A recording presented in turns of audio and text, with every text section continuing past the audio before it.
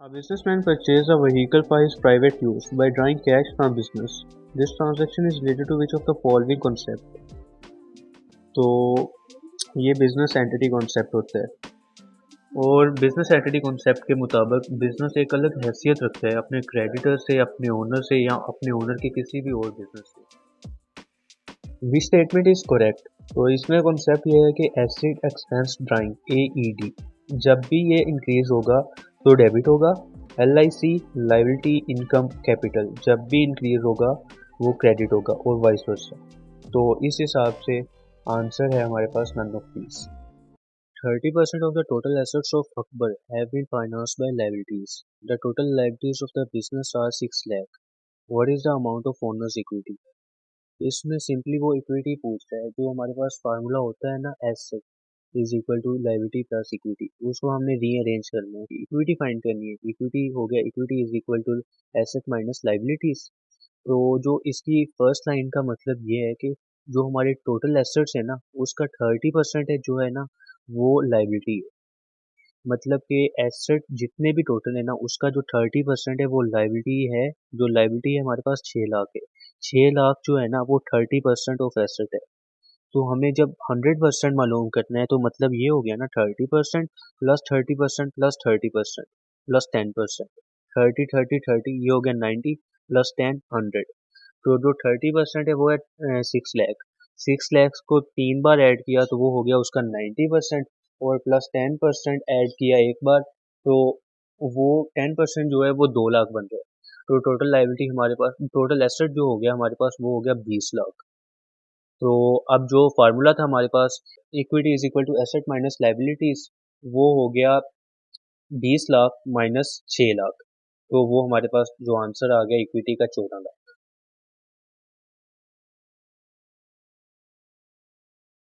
Which two of the following transactions will affect the assets and liabilities of the business at the same time? First option, credit sales of inventory। तो sales हुई है इसमें income बढ़ी तो asset और liabilities में बताना है तो no. Second, purchase of furniture on credit. Furniture बढ़ गया क्योंकि फर्नीचर एक एसेट है तो एसेट पे असर हुआ, ओके। ऑन क्रेडिट, क्रेडिट पे जो ली है वो लाइबिलिटी भी बढ़ गई तो मतलब एसेट और लाइबिलिटीज दोनों इफेक्ट हो गए। तो ऑप्शन बी करेक्ट हो गया। Recipient of cash from customer, तो कस्टमर से हमें कैश मिला, एसेट बढ़ गया और रिसीवेबल कम हुआ है, लाइबिलिटी पे कोई असर नहीं हुआ तो ये भी गलत है। Repayment of principal amount of loan, तो प्रिंसिपल अमाउंट ऑफ लोन जो है वो हमने पे कर दिए, लाइबिलिटी कम हो गई है। और हमारे पास जो कैश से पे की हो या फिर बैंक से की हो तो हमारे पास एसेट कम हो गया। तो मतलब कि बी और डी करेक्ट है। अच्छा, तो ये वाला क्वेश्चन भी मेरी जुलाई वाले पेपर में था। International financial reporting standards are issued by, तो इसका जवाब है beta, international accounting standard board IASB। Which of the following elements have same nature? Capital and liabilities. कैसे? ये मैंने आपको पहले भी बताया है। LIC लाइबिलिटी इनकम कैपिटल, ये जब तीन इंक्रीज होंगे तो क्रेडिट होगा। AED एसेट एक्सपेंस और ड्राइंग, ये जब इंक्रीज होंगे तो डेबिट होगा। एसेट एक्सपेंस ड्राइंग इनकी सेम नेचर है और लाइबिलिटीज इनकम और कैपिटल इनकी सेम नेचर है। Drawing is a concept of, तो alpha is a right option, business entity concept. इसमें आते हैं assets expense drawing liabilities income और कैपिटल, ये सारे बिजनेस एंटिटी कॉन्सेप्ट में आते हैं। Another name of capital is owner's equity and net assets, दोनों को ही हम कैपिटल कहते हैं। तो बोथ ए एंड बी दोनों करेक्ट हैं। और नेट एसेट्स को हम टोटल एसेट्स माइनस लाइबिलिटी भी कहते हैं। और total assets minus liabilities is equal to net assets होता है। जो नेट एसेट्स उनको कैपिटल भी कहते हैं, कैपिटल को हम इक्विटी भी कहते हैं। Which of the following have effect on both asset and owner equity at the same time? तो हम ऑप्शन देखते हैं। Cash received by credit customer, तो इससे कैश बढ़ गया और क्रेडिट कस्टमर रिसीवेबल कम हो गया, तो ये गलत हो गया। एसेट और ओनर की इक्विटी पे दोनों पे at the same time effect हो, तो owner introduce some cash to the business, cash बढ़ गया और ओनर की इक्विटी भी बढ़ गई। Yes, beta is correct. Cash received by cash sales, cash बढ़ गया और कैश सेल्स मतलब कि इनकम, तो इसमें एसेट तो बढ़ा है लेकिन ओनर की इक्विटी पे कोई असर नहीं हुआ। And obtain a bank loan, इसमें लाइबिलिटी बढ़ गई है और हमारे पास बैंक लोन आया है तो बैंक भी बढ़ गई है, बैंक का जो एसेट है एसेट बढ़ गया और लाइबिलिटी बढ़ गई, तो इसमें beta is correct. Owner introduce some cash to the business. Which of the following statement is correct? Directors are responsible for preparation of financial statement of a company for public disclosure. Yes, this is correct. Partners are required to prepare financial statements of a partnership for public disclosure. No, उनकी privacy होती है। जो partnership होती है, partnership में किसी भी financial statement को तैयार करके उसको पब्लिक डिस्क्लोजर की कोई ज़रूरत नहीं होती। तो second one is wrong, only one is correct. If during the accounting period the asset increased by rupees 6 million and the liability are increased by 4 million, then the owner equity must have। तो इसमें equity पूछा गया है। Equity होता है asset minus liability. Asset increase by 6 million तो positive 6 and the liabilities are increase by 4 million, तो ये positive 4। Asset minus liability 6 minus 4 is equal to 2 million. Positive में आ रहा है तो increase by 2 million.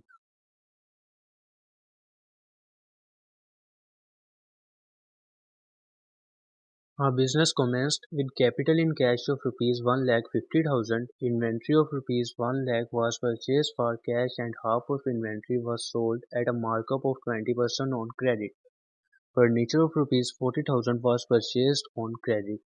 What will be the accounting equation after these transactions? तो मैं ना इसको सादा लफ्ज़ों में बयान करता हूँ। जब बिजनेस स्टार्ट हुआ उसके पास एसेट थे 1.5 लाख के, 1,50,000 के। उसके बाद वन लाख के दोबारा परचेज किए गए और उसको 50% जो था ना उसको सोल्ड आउट कर दिया गया। कितने मार्कअप पे, ये हमारा लेना ही देना नहीं है इससे कुछ भी। 50% सोल्ड कर दिया गया और 50% हमारे पास है, तो 1 लाख का 50% क्या है 50,000। हमारे पास पहले ऐसे थे 1,50,000 प्लस 50,000 और आ गया हमारे पास जो हमने परचेज किया है, तो टोटल एसेट हमारे पास हो गए 2 लाख के, 2 लाख। और furniture of rupees 40,000 was purchase on credit. Credit पे जो चीज़ ली जाए वो लाइबिलिटी होती है, तो 40,000 की हमारे ऊपर लाइबिलिटी है। 2 lakh minus 40,000 is equal to 1,60,000, जो कि इक्वेशन बन गई a asset minus liability is equal to capital और इक्विटी। तो beta is our answer. If during an accounting period asset increased by rupees 7 million and owner's equity decreased by rupees 3 million, then liabilities must have। Liability जब इस फार्मूले को हम arrange करेंगे तो liability is equal to asset minus equity. Asset increase हो रहे हैं 7 मिलियन से तो मतलब प्लस, और इक्विटी डिक्रीज हो रही है तो मतलब -3। 7 माइनस इंटू -3 मिलियन, तो माइनस माइनस प्लस हो गया और 7 plus 3 million is equal to 10 million positive, so it is increase by rupees 10 million.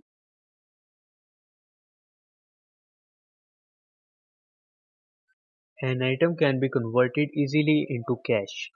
In which section of the statement of financial position would this item appear? तो इस item को current assets कहेंगे। Who is an external user of financial statement? तो इसमें से alpha और delta ठीक है। शेयर होल्डर और क्रेडिटर, ये दोनों एक्सटर्नल यूजर होते हैं। The correct form of accounting equation is, तो जो करेक्ट होती है, जो जनरल में होती है, वो होते हैं asset is equal to equity plus liability. लेकिन हमने यहाँ इक्विटी बताना है कि इक्विटी किसके बराबर है, तो इक्विटी बराबर होता है एसेट माइनस लाइबिलिटीज। उसी इक्वेशन को बस अरेंज करना है और कुछ भी नहीं। विच of the following is a business transaction? Business transaction वो होती है जिसमें मॉनेटरी इफेक्ट हो, पैसे का लेन देन हो। तो electricity bill paid of owner house, owner के हाउस का बिजनेस के साथ कोई ताल्लुक नहीं है। Wages being paid by cash, yes, इसमें मॉनेटरी इफेक्ट भी है और वेजेस पे हो रही हैं बिजनेस का, ये बिजनेस ट्रांजैक्शन है। Hiring of salesman for business, hire किया जा रहा है, उसको कोई पैसा नहीं दिया जा रहा, तो ये भी नहीं है। Selection of better quality material for business, selection की जा रही है, कोई पैसे नहीं दिए जा रहे, मतलब ये भी बिजनेस ट्रांजैक्शन नहीं है। If we pay our supplier by bank overdraft, then it is। Supplier को हमने पे करने थे तो मतलब हम पे लाइबिलिटी थी, उसको हमने पे कर दिए तो मतलब लाइबिलिटी कम हो गई, डिक्रीज इन लाइबिलिटी। और बैंक ओवरड्राफ्ट जो होता है, बैंक ओवरड्राफ्ट ये होता है कि आपके अकाउंट में पैसे नहीं पड़े तो बैंक आपको लोन देती है, उसको कहते हैं हम बैंक ओवरड्राफ्ट। तो बैंक ओवरड्राफ्ट एक लाइबिलिटी है। जब हम बैंक ओवरड्राफ्ट से लेके अपने सप्लायर को पे करेंगे तो बैंक ओवरड्राफ्ट वाली जो लाइबिलिटी होगी वो इंक्रीज हो जाएगी, सप्लायर वाली कम होगी और जो ओवरड्राफ्ट वाली होगी वो लायबिलिटी बढ़ जाएगी। तो decrease in liability and increase in another liability, option C is correct. Which of the following best describes a liability? तो इसमें हमने डेफिनेशन बतानी है लायबिलिटी की। An amount owed by the business, ये होती है liability. A liability is classified as current liability if it is paid। अच्छा, यही क्वेश्चन मुझे भी आया था जो लास्ट मंथ में बात कर रहा हूँ ना, इंट्रो टू अकाउंटिंग का पेपर दिया तो उसमें ये था। बीटा ऑप्शन इसका ठीक है, विद इन 1 ईयर और normal operating cycle, which ever is longer. Which of the following is a business transaction? तो ये भी मेरे पेपर में था। Bank set the limit of overdraft for ₹10 million, limit set की है ओवरड्राफ्ट की, लेकिन कोई बिजनेस ट्रांजेक्शन मॉनेटरी इफेक्ट हुआ नहीं है, तो ये नहीं है, ये बिजनेस ट्रांजेक्शन नहीं है। और second, interest charge by bank on overdraft, जो ओवरड्राफ्ट था बैंक ने दिया हमें, लोन दिया, उस पर उन्होंने इंटरेस्ट चार्ज कर लिया है, तो वो मॉनेटरी इफेक्ट है। तो ये 2 वाला करेक्ट है, ओनली 2 इज करेक्ट।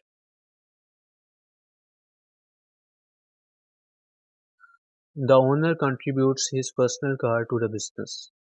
तो बिजनेस में कार आ गई, तो कार एक एसेट है, तो इंक्रीज एन एसेट हो गया। और ओनर ने अपनी पर्सनल कार कंट्रीब्यूट की है, तो ओनर ने जो की है तो उसकी इक्विटी बढ़ गई। Increase an asset, increase owners equity. Which of the following statement is correct? तो इसमें a company is run by directors on behalf of share holder, ये बुक की लाइन है और ये करेक्ट है, बाकी तीनों ऑप्शन गलत है। Increase in liability and increase in capital results in alpha asset increase. Sales invoice are issued for, तो इसका अल्फा ऑप्शन ठीक है, payment request to customer. What are the generally accepted accounting principles in Pakistan? International financial reporting standards और companies act 2017, ये दोनों ही generally accepted accounting principles हैं, तो इसका आंसर होगा both A and B. A customer returned goods worth 2.5 million which have sale price of 3.2 million. What is the impact of above transaction on capital and assets? इसमें वो simply ये कह रहा है कि हमारे पास 2.5 मिलियन की गुड्स थी, जो हमने परचेज की थी वो 2.5 मिलियन की थी और उसको हमने गुड्स को आगे सेल कर दिया 3.2 मिलियन में, मतलब कि उन गुड्स पर हमने 0.7 मिलियन का प्रॉफिट लिया, सेल कर दिया, लेकिन वो गुड्स हमें रिटर्न हो गई हैं, कस्टमर ने रिटर्न कर दिया, सेल रिटर्न हुआ है। तो सेल रिटर्न मतलब कि प्रॉफिट जो हमने कमाया था वो रिवर्स हो गया है, decrease in profit. Profit capital कितने से हुआ है? 0.7 मिलियन से, तो decrease in capital by 0.7 million. और हमने अगर उसको क्रेडिट पे सेल की हो, कैश पे सेल की हो या फिर बैंक के थ्रू, तो वो बैंक कैश और क्रेडिट जो कि रिसीवेबल होता है, ये तीनों एसेट होते हैं, तो उनमें भी डिक्रीज आया। कितने से? 0.7 मिलियन से। तो मतलब कि डिक्रीज बाय 0.7 मिलियन, एसेट भी डिक्रीज हो जाएगा और कैपिटल भी। Increase in asset and decrease in capital will dash liabilities. तो इसमें हमने बताना है कि लाइबिलिटी इंक्रीज होगी कि डिक्रीज होगी।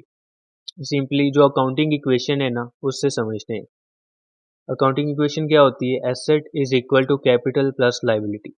कंसीडर करें कि एसेट है हमारे पास 100, लाइबिलिटी 50 और कैपिटल भी 50। 50-50 ये बैलेंस होगी इक्वेशन। तो अब जैसे कि क्वेश्चन में दिया गया इंक्रीज इन एसेट, तो एसेट को बढ़ा दे 120 कर दे, रैंडम लेना है आपने। और डिक्रीज इन कैपिटल, कैपिटल को 50 था उसको कम कर दें, चल हमने 40 कर दिया। अब लायबिलिटी क्या होगी कि एसेट ये इक्वेशन बैलेंस हो जाए। तो 40 प्लस 80 इज इक्वल टू 120 होगा ना।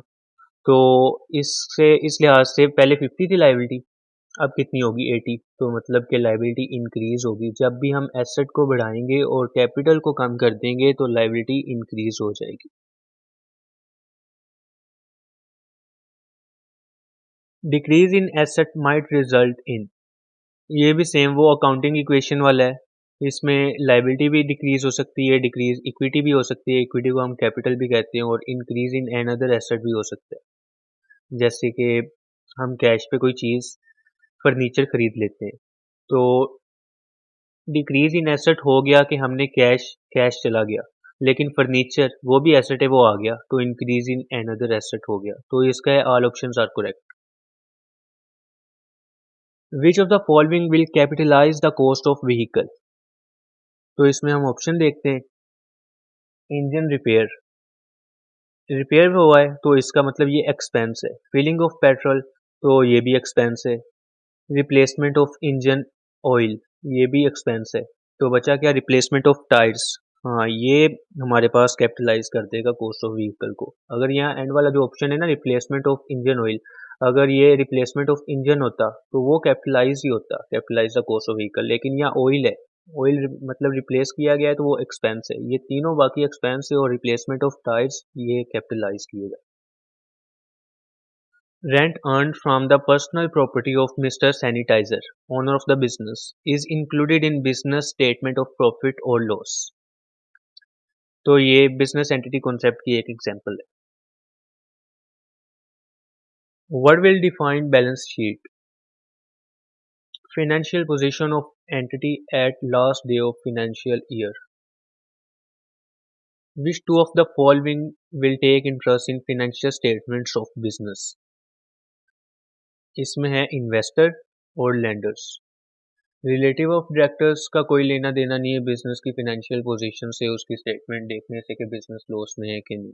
और जर्नलिस्ट, इनका भी कोई लेना देना नहीं है। लेंडर्स का है क्योंकि उन्होंने लोन देना है, तो वो देखेंगे कि क्या ये कंपनी हमें पे करने के काबिल भी है इंटरेस्ट के साथ। और इन्वेस्टर, शेयर होल्डर्स, वो तो लाजमी देखेंगे क्योंकि उन्होंने देखना है कि हम अपने शेयर्स इस कंपनी के खरीदें कि ना खरीदें। अगर खरीदें तो ये कंपनी प्रॉफिट में जाएगी कि नहीं।